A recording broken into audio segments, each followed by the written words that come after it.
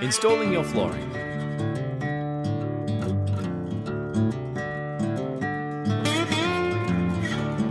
The cabin is starting to take shape. Here, the boys are walking in with a piece of flooring. One by one, starting from the left-hand side, you just start slotting in your pieces of flooring.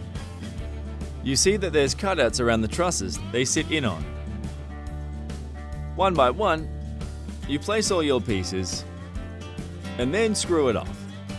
There should be pre-drilled holes, so just put a screw in each hole.